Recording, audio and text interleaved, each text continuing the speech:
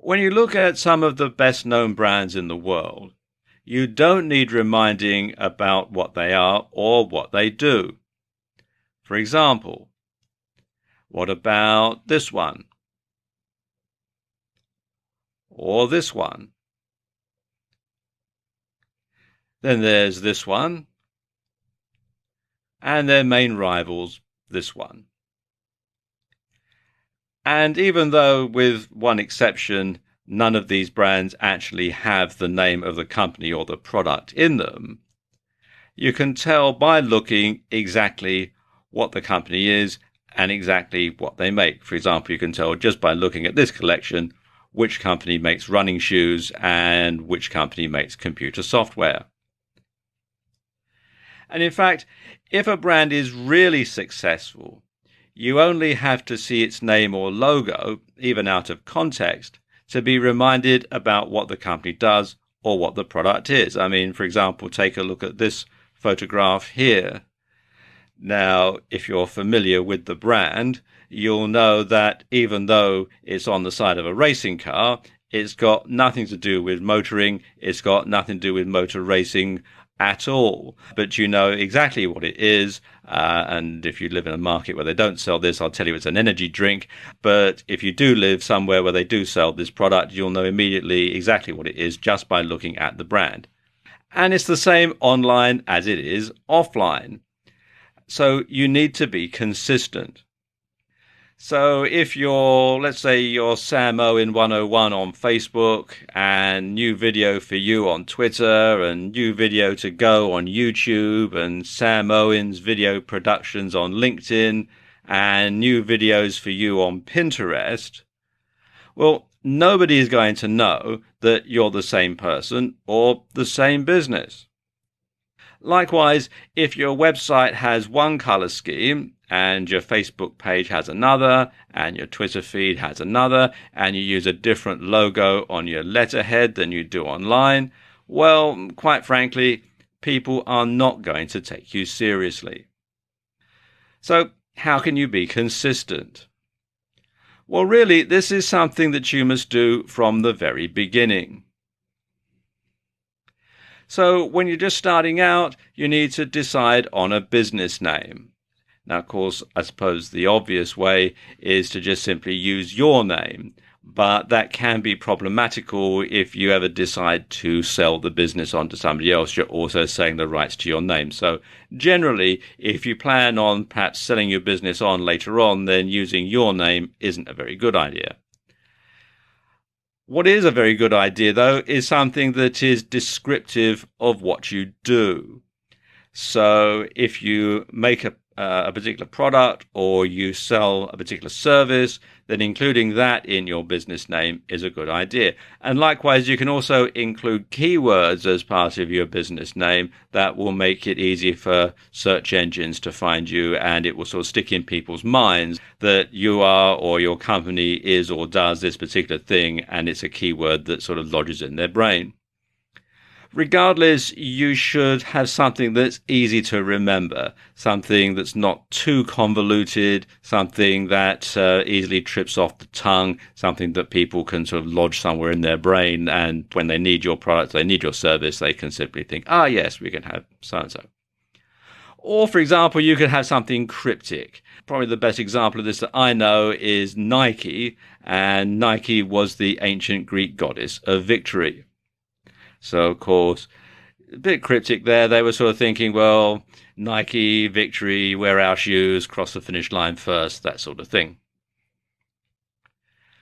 Something else that you really do need to do is to make sure that nobody else is using it. If you go to a whole lot of trouble of setting yourself up with a business name and then you find that actually somebody else is using it, you're going to have to start all over again. You also want to make sure that it's not deliberately confused with another more established business. And I'll give you a real life example here. Here in the UK, there is a chain of pharmacies and drugstores called Boots, Boots the Chemist. And they are a regular presence on just about every high street and shopping mall in the country. Now, I know of this guy whose name was Booth, and he started a chemist shop. He was a pharmacist by profession, and he started a chemist shop, and he called it Booths the Chemist. Well, Boots the Chemist weren't very happy about this, and I'm told that they got him to change the name of his shop so that it couldn't be confused with theirs. So you do have to be very careful when choosing your business name that you can't purposely confuse it with another company. Something else that you should do is to have the same color scheme. So you want to have the same color scheme on all of your social media sites. You want to have the same color scheme on your website, and also offline. If you run a bricks and mortar business, you want to make sure that your letterhead, that your signage, if you have a van, you want to make sure that it has the same colors as the rest of your business, so that you've got a completely seamless association in the customer's mind between those colors and you. You also want to have the same logo, and this is very important because, like I was saying earlier in the video, people will associate the logo with you. So you need to make sure that it is the same across all social media sites. And it's a good idea to get it professionally designed. You can find someone to design a logo for you on Fiverr.com. That's Fiverr with 2 R's. And this is a site where people will do all sorts of stuff for $5 or for multiples of $5. And you can see here I've done a search for logo design, and there are quite a number of different people offering this particular service. You should also have the same handle or username on all of your social media. Like I was saying earlier in the video, if you're one name on Facebook and a different one on Twitter and a different one on Pinterest, then people aren't going to know that you're the same person or the same business. So it's a good idea to go through and register an account on all the different types of media, all the different social media platforms, even the ones that you don't plan on using. Primarily because this will stop other people from hijacking your name and trading off your goodwill.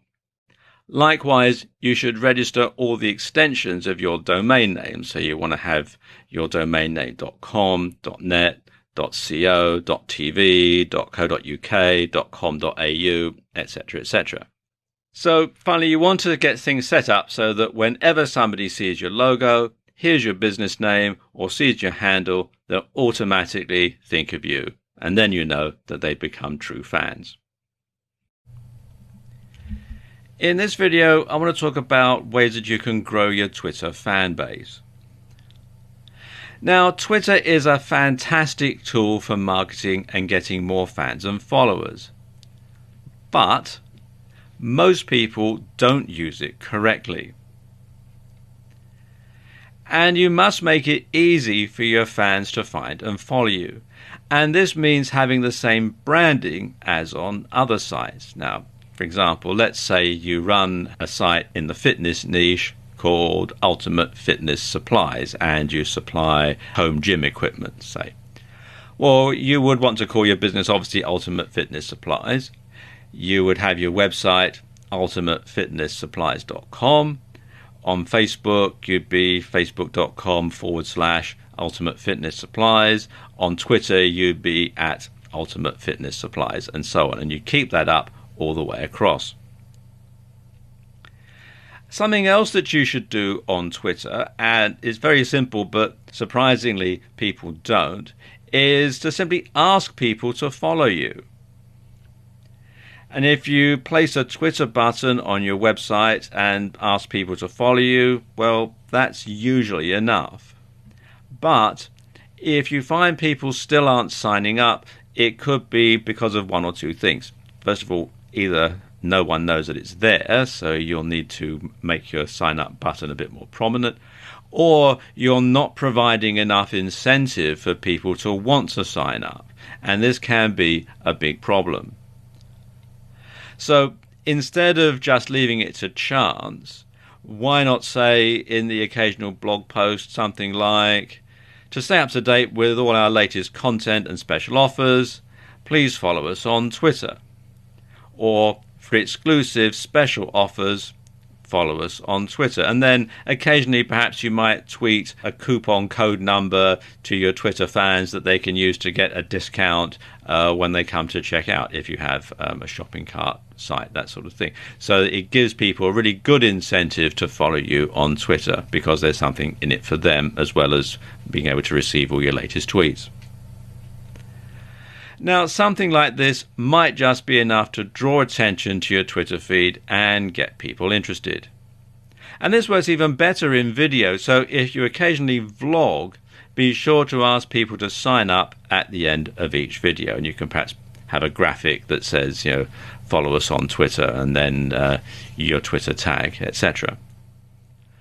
And once you have a decent number of followers, then you can use the option to have this number displayed. And this can be really powerful because people love to follow the herd.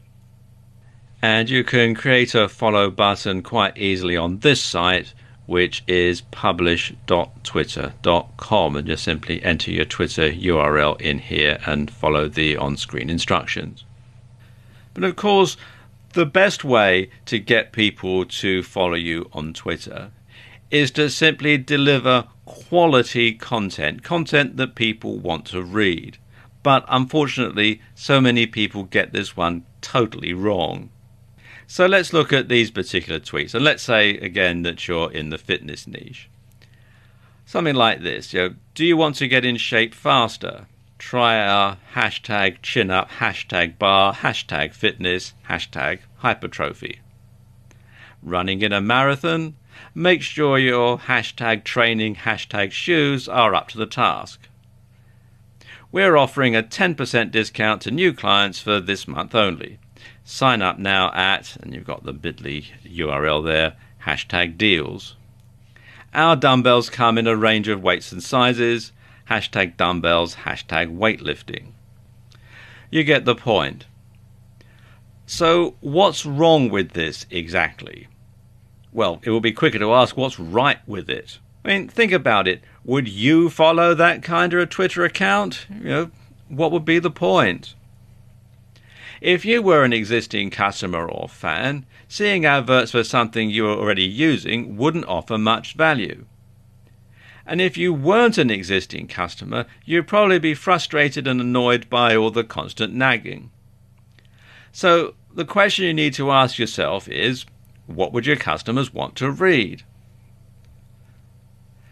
So put yourself in your customer's shoes, and seeing as we're on a fitness theme here, put yourself in their running shoes. What would they like to know about? Well, as you're in the fitness niche, you could provide fitness tips or workout advice, diet ideas, etc.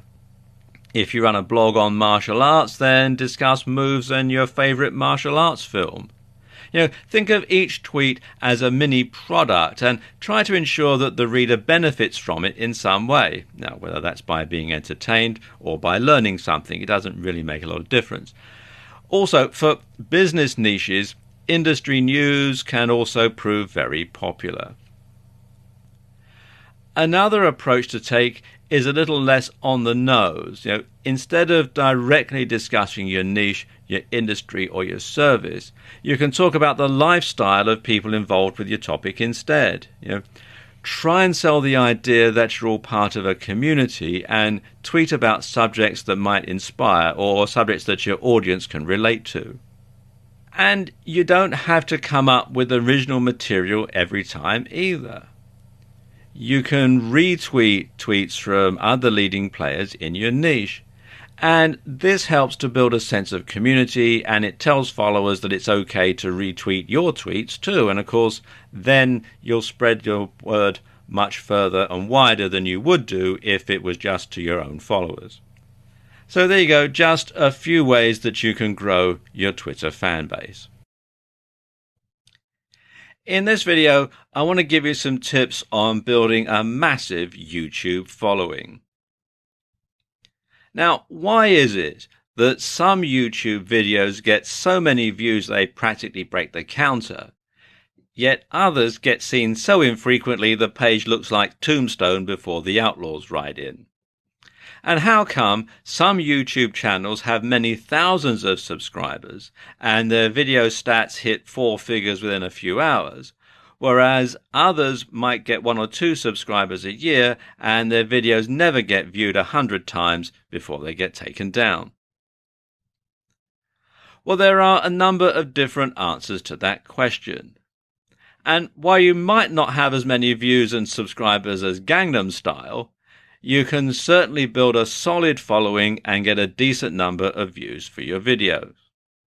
The main determining factor for how popular your videos are going to be comes down to your niche, and some niches are more popular than others. In general internet marketing, the biggest niches are fitness, dating, self-help, and making money. But some of the most popular subjects for YouTube videos outside of those big internet marketing niches are gaming, makeup tutorials, grooming and style, travel, technology, fails, cats, DIY, comedy, and lifestyle vlogs. So you need to pick a niche that's going to be popular, but often the most popular niches are the most competitive and oversaturated. So if you do a series of videos on how to do the perfect workout routine, you're going to be up against some fairly big names who already have a massive following, and you'll find it very hard to compete. So what should you do? Well, one thing is to pick a popular niche, but concentrate on a particular aspect of it. And this is known as niching down, or niching down, as some people pronounce it. So let's say you're in the golf niche. Instead of doing just general golf videos, you could do tutorials on how to hit the perfect swing or do the perfect putt. You could show how to hit with each type of iron or wood, or you could have tips to play different holes at different golf courses or different links. And of course, when golf goes wrong, it's always a good topic for humor. Or why not pick an obscure sport like handball? Now, it's not as popular, so it's not as competitive, or at least off the field anyway. But there's also not much out there. So videos on this topic do rack up an awful lot of views fairly quickly. But of course, it doesn't matter how good your content is. If you can't get people to your channel, no one's going to see it, so there's not a lot of point. So how can you get a lot of people to your channel quite easily? Well, a keyword-rich description and title will help YouTube to determine what your video is all about. And so when people type in what they're searching for on YouTube, YouTube will go through, they'll use the keywords, and they'll pull yours out, and it'll come up either in the listing or in the suggested videos at the side. Something else you can do is, if your video is scripted, be sure to include plenty of keywords and then upload the script to YouTube so that it can be used for subtitles and closed captions. And then that will help YouTube also to decide exactly where your video is and exactly what your video is about. Now, some good tools to find keywords are the Google AdWords Keyword Planner. This is quite a long URL, so if you just go to Google and type in Google AdWords Keyword Planner, you'll be directed to this site. Or something a bit more in depth, you can use Market Samurai, which you can find here at marketsamurai.com. And this is a paid-for solution, although there is a free trial offer running at the time that I'm making this video. Something else you can do is use other social media to drive traffic. So tweet about your video upload on Twitter, just sending a tweet saying I've uploaded a new video, and then the URL can also get people to look at it, just out of curiosity, really. Or you can post it on Facebook. Or you can share it on sites like Reddit or Google+. And Google+ is actually very good because Google owns YouTube and they also own Google Plus. So there's a lot of synergy between the three areas. So if you've got something on YouTube, you can put it up on Google Plus as well, and it'll also show up very well in the Google search engine rankings. Something else you can do is to embed your YouTube video onto your blog as part of a blog post. And if you have a WordPress blog, this is actually very easy to do. You just simply embed the URL and WordPress takes care of the rest. And you should also make it easy for others to share your video on their sites. To make your YouTube videos easy to share, make sure that all this works properly once you've uploaded your video. You want to make sure that there is a URL or share link that people can access, and that they've got the buttons here that people can share on various other social media sites. Also to make sure that you've got the embed code, like here, to go on an HTML site, and that people can email your URLs. You have to sign in to do this, and I haven't, but usually there'll be a link here that you can use. In this video, I want to show you ways of getting more Facebook fans.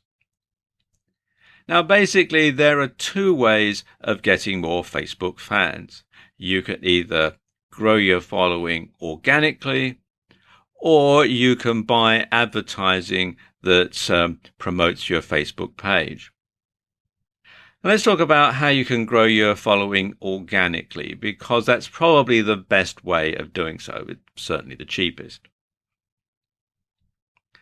And of course, the best way to grow more Facebook fans is to give them a reason to visit your Facebook page. And basically that means posting useful, interesting content. And if you post stuff your target audience wants to read, they will, first of all, read it.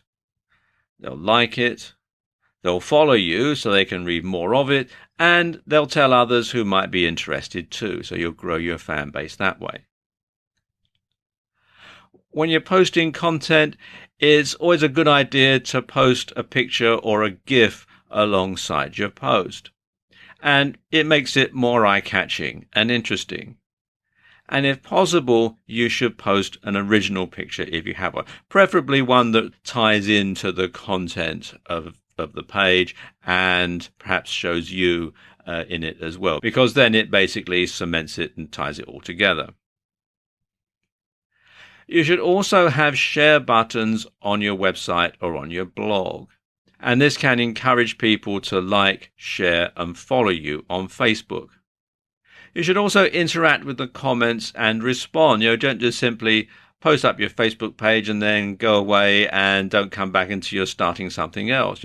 Join in the conversation, be a part of the community, make sure that people know that you're going to interact with them if they post a comment on your Facebook page.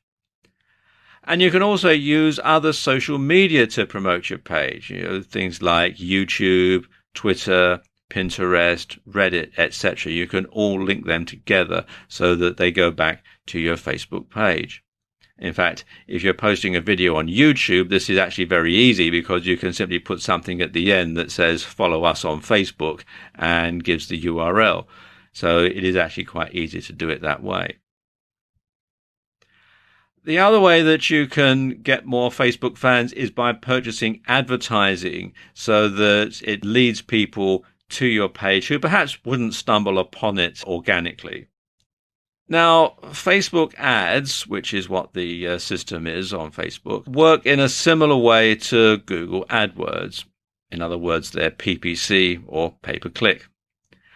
But unlike Google AdWords, they're more varied and they can be more tightly targeted. For example, you can target people by their age, gender, location, interests, marital status, etc., etc. Now let's look at the different types of ad that you can have on Facebook.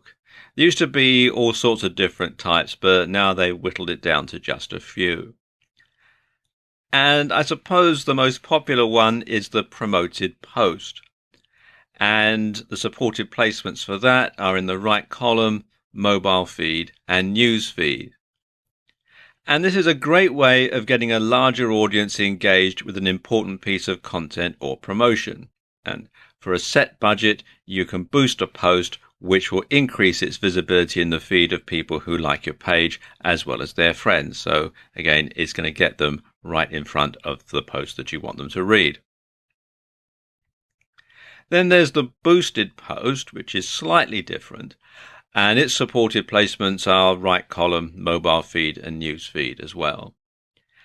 And it's available to pages with 50 likes or more, and it's basically a simpler version of promoted posts. And you can choose fans of your page and their friends, or you can choose to select by targeting criteria.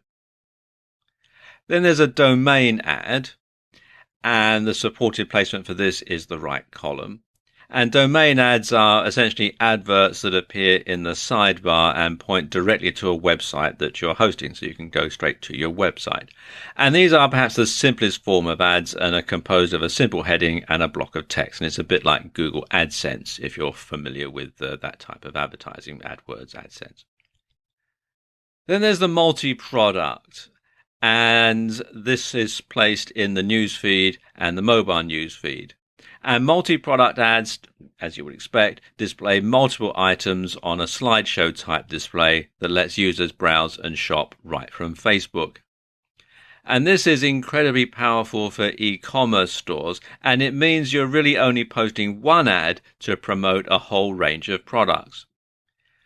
Then there's the page like, and this supported placements for this one is the right column, newsfeed, and mobile newsfeed. And this is an advert for your Facebook page, essentially. And with these, you're trying to increase your number of likes so that you can generate a bigger audience to market to. Then there are video ads, and the supported placements are the right column, newsfeed, and mobile newsfeed. And video ads let you showcase a video. And these are good for getting likes, and they're powerful for video marketing.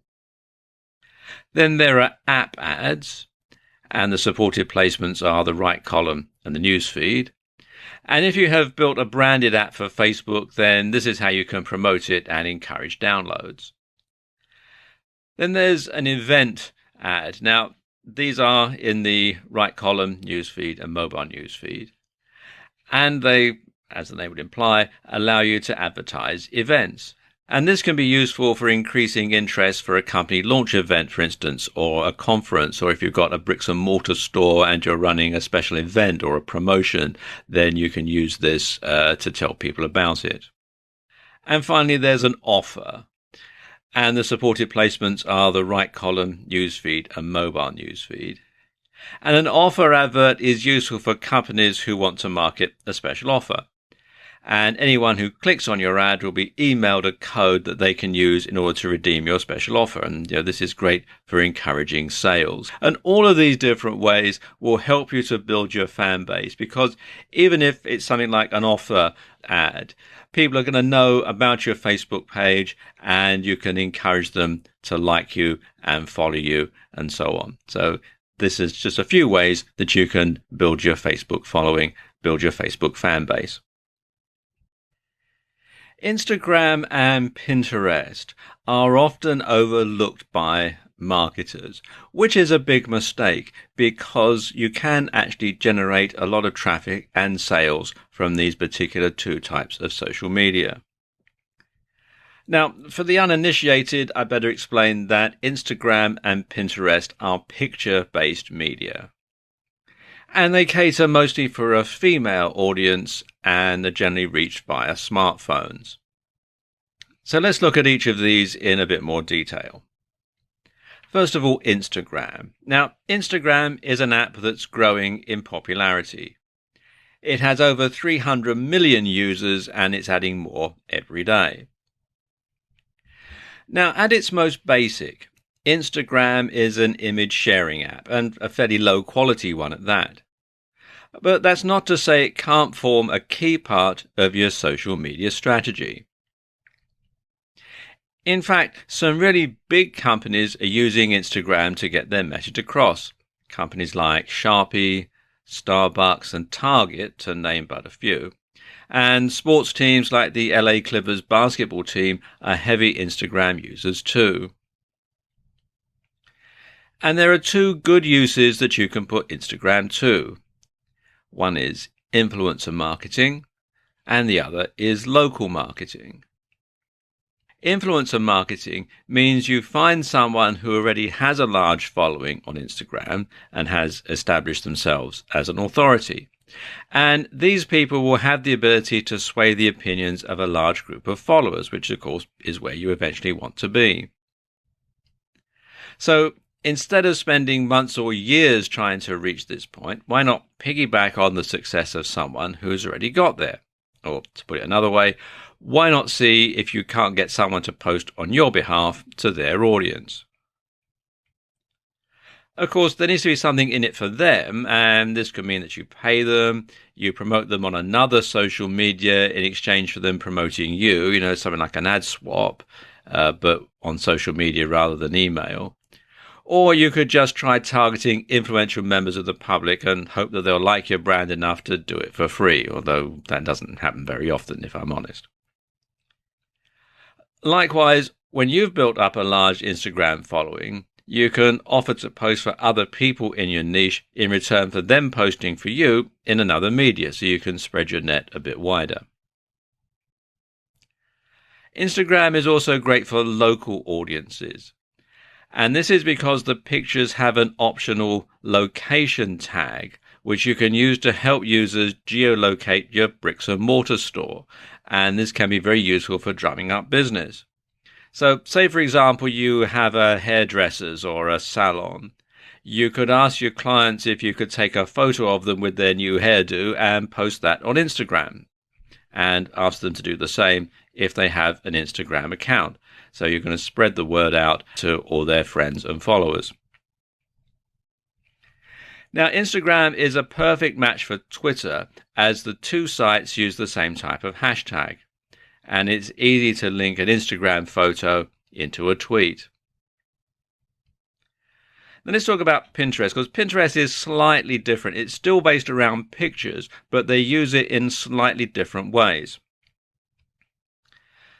Essentially, Pinterest works by creating mood boards, and a mood board is essentially a collage made up of images and other materials that you've either created yourself or you've found on the web. For example, one of the most popular types of boards that users will create are wedding boards. And when an engaged couple begin planning their wedding, they'll often start by creating a Pinterest board and then looking for inspiration. They'll look at boards created by other users and search for ideas for wedding dresses, wedding locations, table decorations, wedding cakes, suits, etc. Or they may create separate boards for each of those things. And there are many ways that Pinterest gets used by marketers.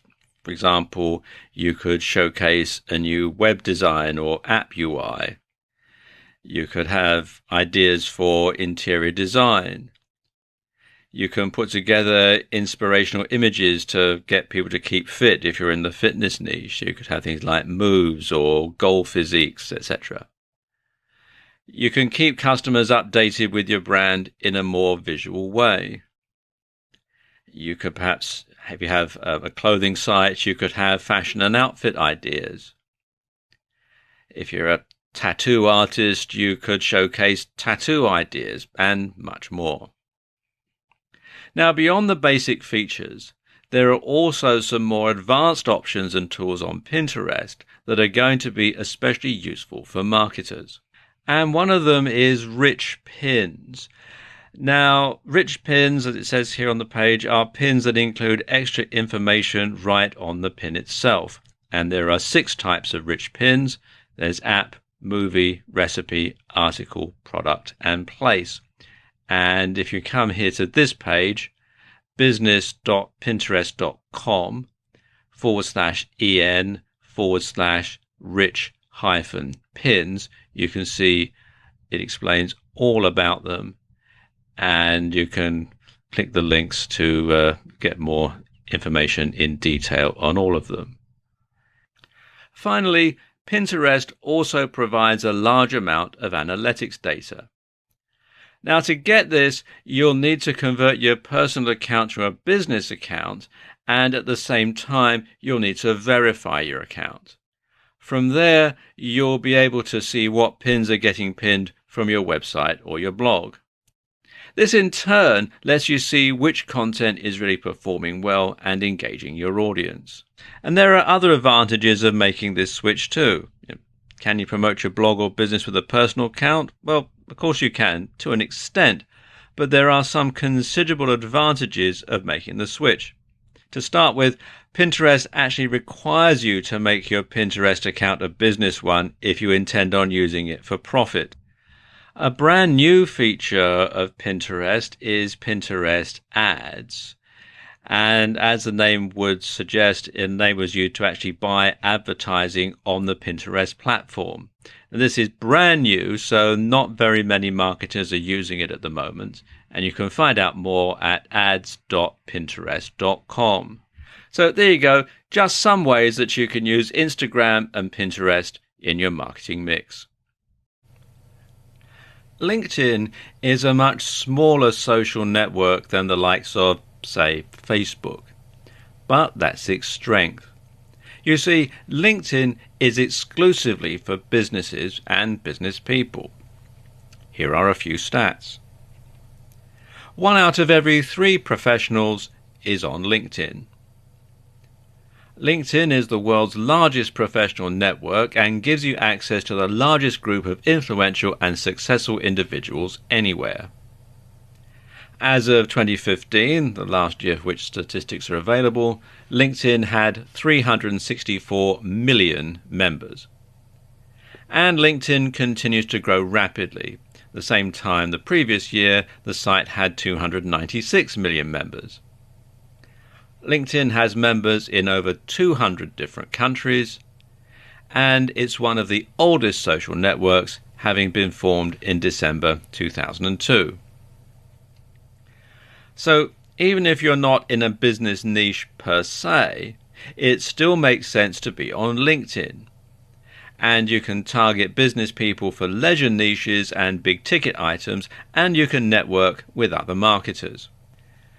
And that's LinkedIn's biggest strength. It's a network. It's a tool for self-promotion, giving you access to a gigantic network of contacts operating within your field, and it gives you the means to reach them, to work with them, and to be seen by them.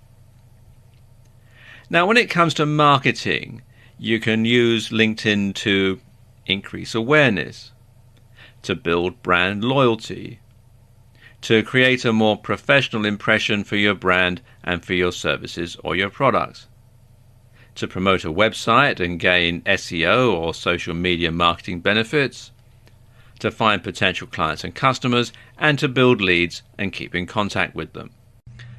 So when it comes to creating your LinkedIn strategy, well, the best place to start is actually the beginning. So if you haven't done so, come over to linkedin.com and sign up. And the first thing that you'll need to do is create a profile. And there are 2 types of profile that you can create on LinkedIn. The first is your own professional profile, which would be a profile for you specifically. And the second is the profile that you'll create for your business, which is where you'll promote your brand instead of yourself. Now, to begin with, you'll want to start your personal profile on LinkedIn. And what this is going to do basically is act as a springboard for your other activities. And so the idea is to sell yourself and make yourself look professional and accomplished while you're doing so. Now, I won't go through the entire procedure here as it's pretty straightforward. Nevertheless, it's best to write everything out ahead of time on your word processor so that it reads well and it places you in the best possible light. Now, your profile is basically your CV or resume online, so you need to be consistent and make sure that what you say stacks up. Bear in mind that people will look elsewhere online to verify what you put here, and any contradictions with information that can be found elsewhere will destroy your credibility in an instant. Once you've made your LinkedIn profile, the next thing you'll want to add is your company page. And this is basically like a profile, except you'll be writing about your business rather than about yourself personally.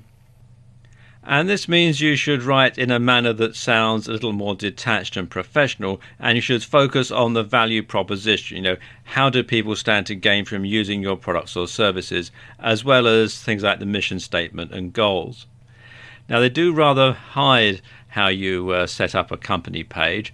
So if you come to linkedin.com/company/add/show, then you fill in your company name, your email address, you check the box here that says I verify I'm an official representative, and then click continue.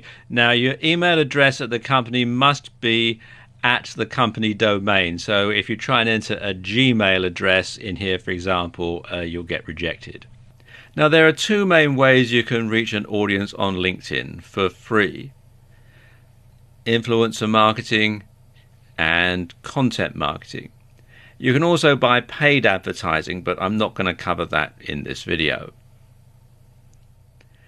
Now, influencer marketing means you're going to stop trying to reach as wide an audience as possible with your own marketing, and instead you're going to focus on the quality of the audience that you market to. Now, this might mean focusing on one individual and getting them to promote something that you have to say. So, for example, if you were to take conventional marketing on Twitter, I know we're talking about LinkedIn, but let's talk about if you're going to do this on Twitter for a moment. Now, you might spend countless hours trying to build your number of followers and then trying to create new content to help increase your engagement. And over countless hundreds of hours spread over months or even years, you will build enough of a following to become an influencer in your niche and start getting more business every time you tweet. Well, with influencer marketing, you skip this step. Instead, you focus on creating a relationship with someone who already has a huge amount of influence. Now, let's take Bill Gates, for example. If you could somehow reach Bill Gates and get him to tweet about your product and to include your Twitter username, you would certainly get thousands of new followers overnight and gigantic sales for your products or services. So in other words, you could leapfrog all of the competition by going directly to a key influencer who has the ears and hearts of your audience. And this way, a single retweet, guest post or shout out could be of an order of magnitude more effective than hundreds or even thousands would regularly be. The problem is Bill Gates probably doesn't want to shout out for you on social media, and you probably have no means of reaching him anyway. People like Mr. Gates get spammed by hundreds, if not thousands of people every day and probably have an army of minions to wade through it all for them. Only the really important messages from people that they know and trust get through. And here's where it's easier to contact people via LinkedIn, because this is where LinkedIn's degrees of separation come in. If you could find someone who knew someone who knew someone who knew Bill Gates, you would be connected by 3 degrees of separation. And like I was saying earlier, this is where the fact that LinkedIn is a network can be very helpful, because anyone who is connected to you by 3 degrees of separation or less will show how you're connected to them when you view their profile and when they view yours, of course. So you'll be able to go onto LinkedIn and see the people you need to go through to get an introduction to Bill Gates. And what's more, if you're connected by someone with 3 degrees or less, you'll be able to send them InMail. Now, this is a message they'll receive in their LinkedIn inbox, which statistically has a good chance of being opened. And suddenly it becomes all the more possible that you could reach a big influencer in your niche. And then there's content marketing.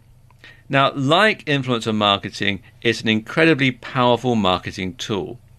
In fact, content marketing is considered the natural evolution of search engine optimization, and it's now an integral part of almost every business's marketing strategy. And content marketing means putting high quality articles onto your blog and posting them on LinkedIn to share with your connections. It also means joining groups and participating in the discussions. Now, don't use these as tools for direct selling, because that's going to be a real turn-off. Instead, what you're doing is converting your LinkedIn connections into potential fans and regular visitors to your website or blog. And this might also lead to some people signing up to your mailing list or even becoming direct customers or clients if your site is good at converting. At the same time, if you keep posting great quality content to your LinkedIn network, you'll find that they start to think of you as someone who knows what he or she is talking about with regards to that subject or niche. And this is the other huge benefit of content marketing. It allows you to demonstrate your knowledge and to give your visitors a free taste. And eventually, they should come to consider you as a leading authority in your field. And as such, they might seek out your opinion when looking for products, services, and other ways to spend money. And it's at this point you become an influencer yourself and give yourself a platform through which to launch joint ventures, launch partnerships, or other business ventures. And it's all down to participating on LinkedIn. LinkedIn has its own advertising platform that enables you to directly advertise to other members of LinkedIn. And this is perfect if you're a B2B marketer or you target a business-related niche. Essentially, this is a PPC network, in other words, it's pay-per-click, that works similarly to Facebook or Google AdWords. So you only have to pay when someone actually clicks on your ads, although you can also pay per impression. And you'll generally only pay a few cents for each click, but the more you pay, the more often your ad will appear, just like on Facebook or AdWords. And this is very effective because it means you don't have to pay anything if your ad is ineffectual and doesn't generate any traffic whatsoever. Like Facebook ads and Google AdWords, LinkedIn allows you to carefully target who sees your ads. And this is fantastic for B2B organizations as it lets you specifically market to decision makers within your industry. What's more, LinkedIn ads also work incredibly well for recruiting. Now, there are two main types of advertisements, the two that are most popular, and they are sponsored content and text ads. And that's what I'm going to concentrate on in this video. There are also display ads, dynamic ads, and sponsored in-mail, which is a bit like sending out a solo ad, but to people on LinkedIn rather than through email. Now, sponsored content does exactly what it says on the tin. You basically pay to get your article or post in front of the sort of people you want to read it. Now, when you're doing this, you should make this article direct and not too wordy, because lots of people access LinkedIn on smartphones. And you should include a call to action at the end. Now, don't make it a blatant sales pitch, though, or you'll just put people off reading it. Consider it a free taster for your product or service. Now, text ads are similar to the sort of ads that you see as Google AdSense. And these appear at either the top or in the sidebar of LinkedIn pages. And just like with AdSense / AdWords, they should be short, compelling, and irresistibly clickable. But the best thing about LinkedIn's ads program is it's really super targeted.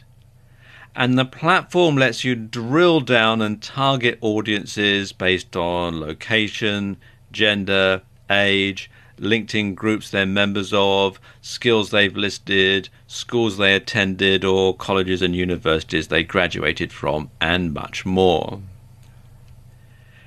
And a unique advantage that LinkedIn advertising has over AdWords or Facebook, though, is the ability to target by company name, business category, industry size, job title, and seniority. So if you only want to reach vice presidents of marketing in North American digital technology companies with more than 500 employees, you can. And you can read more about this in some detail at business.linkedin.com/marketing-solutions.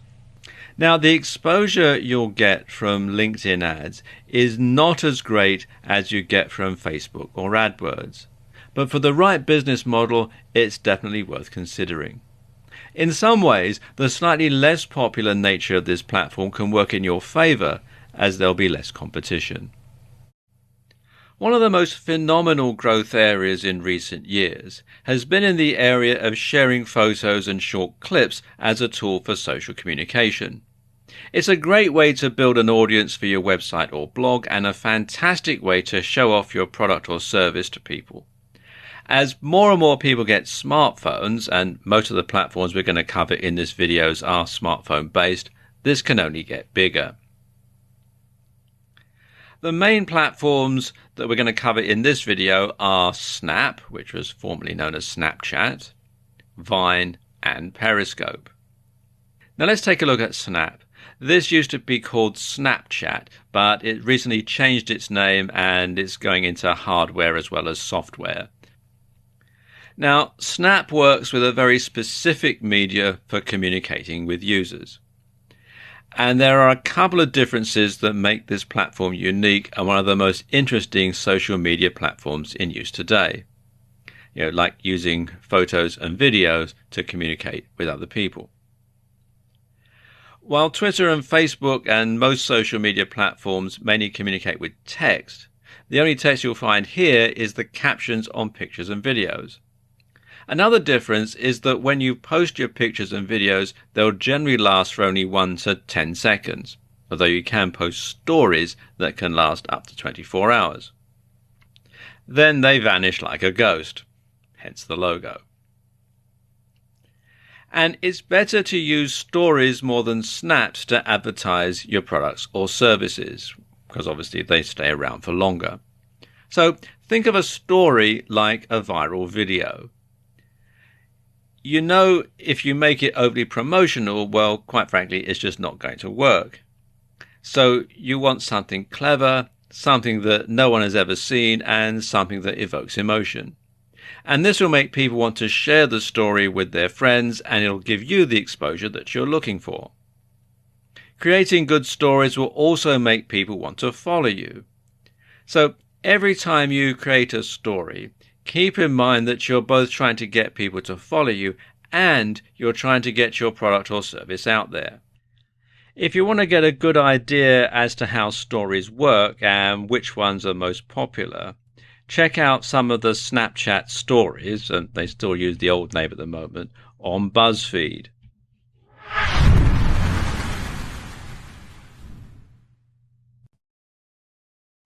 Breaking news. Snap Incorporated is releasing a new piece of hardware, Snap Spectacles. These are glasses with a built-in camera.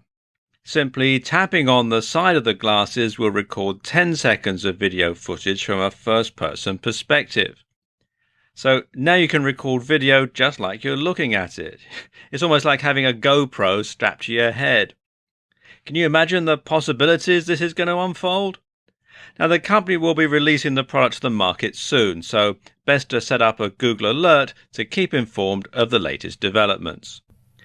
Then there's Vine. And Vine is a social network where people can share 6-second looping videos. Twitter thought so much of it, they acquired it for a reported $30 million. And that was before its official launch. As of December 2015, the last statistics that are available, Vine had 200 million active users. And users' videos are published through Vine's social network and can be shared on other services such as Facebook and Twitter. And Vine's app can also be used to browse through videos posted by other users. Now, when you're using Vine, the camera only records while the screen is being touched, and this enables users to edit on the fly or create stop motion effects. And there were some additional features added to the app in July 2013, and these include grid and ghost image tools for the camera, curated channels, including themed areas and trending topics or users, protected posts, and the ability to re-Vine videos on a personal stream. Your approach to marketing on Vine and Periscope, which we'll get to in a moment, should be similar to your approach to Snap. Entertaining, shareable, and not salesy. And you can see some Vine videos and download the app at vine.co.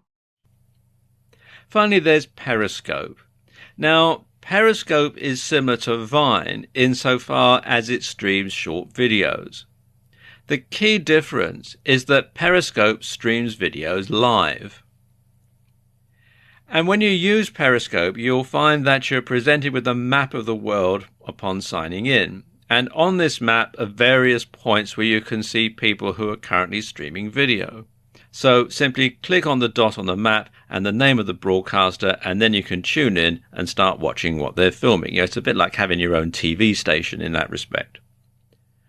And you can then comment on the video, you can ask questions, you can like it, you can follow the person, or you can leave and watch something else. And in addition to the same strategies as for Snap and Vine, you can also use Periscope to get traffic to a website or visitors to a bricks and mortar store by running a flash offer. The geolocating feature means users can pinpoint where you are at that very moment. Now, these are just 3 of the new and exciting photo and video apps out there, and new ones are being developed all the time.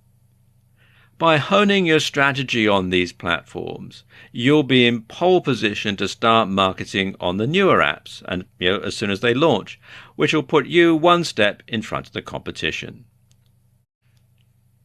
In order to get the best results from your social media marketing efforts, you must be everywhere and post to more than one social media platform at a time. And this can be accomplished in several different ways. You can spend some time each day on social media, but give your attention to a different platform every day. So, for example, you could update Facebook every Monday, tweet to Twitter every Tuesday, pin to Pinterest every Wednesday, upload a video to YouTube every Thursday, log in to LinkedIn every Friday, snap a story on Snap every Saturday, and collapse into a heap on Sunday. There's got to be a better way. Well, there is. You can post the same or similar content to more than one social media platform at a time.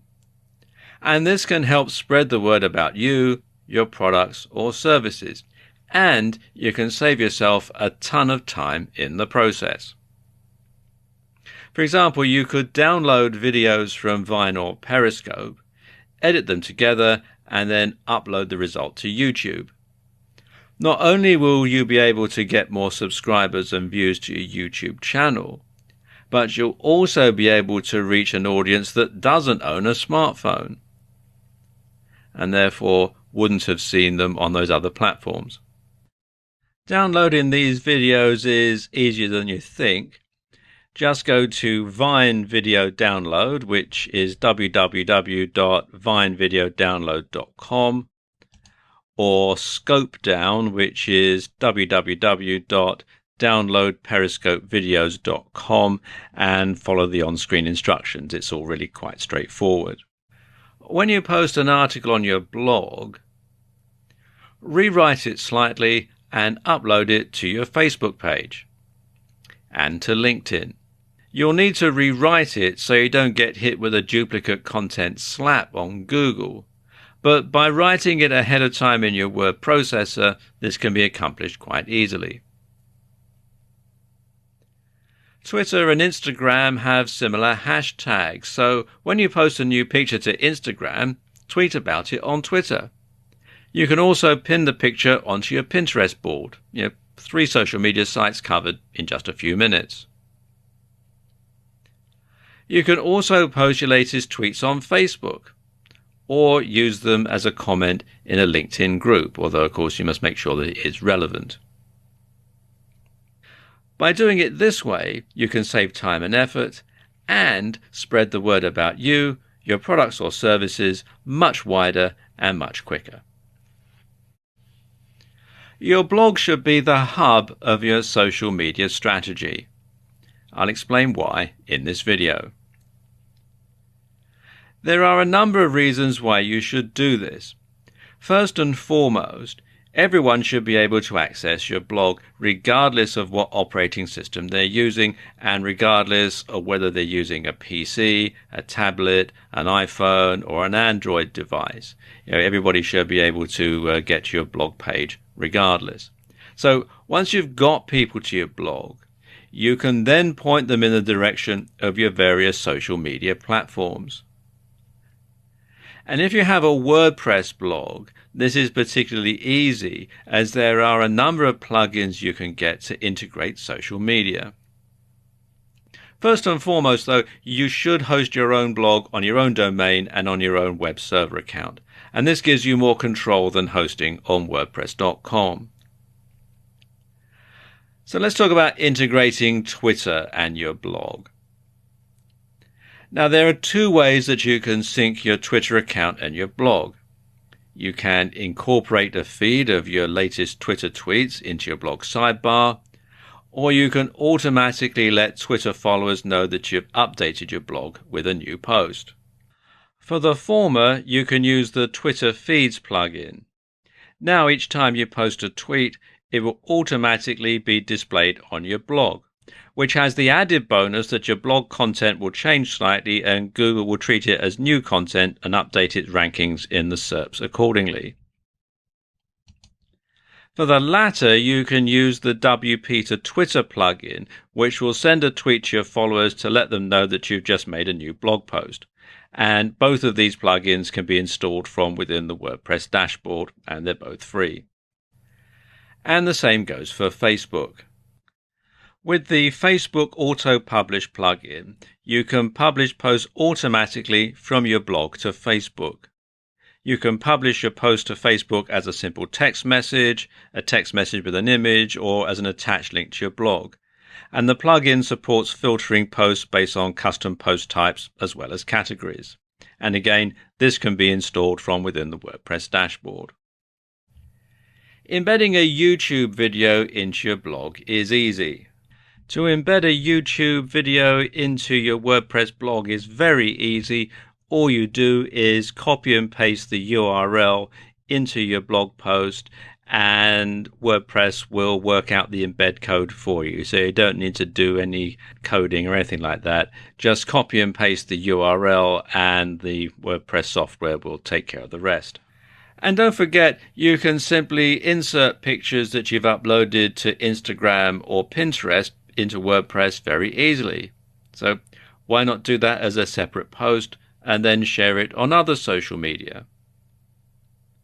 Finally, you should make it easy for visitors to your blog to share your content as widely as possible. And the easiest way to do this is with the Shareaholic plugin. And the Shareaholic plugin basically puts a bar at the bottom of every page and every post on your WordPress blog, although you can set it up so that some things like, for example, your shopping cart, if you have a shopping cart site, don't get shared. But what it does is it means that people who come to your site can simply click on the button and share the details about your site on their social media. So it helps you spread the word about your blog, about your site, far and wide on all sorts of different social media. And you can set it up to decide what social media you want your content shared on, and as I was saying, what pages you want to have shared. So it's fully customizable and you can install it from within the WordPress dashboard. So there you go, a few ways that you can make your blog the hub of your social media activities and spread your message far and wide.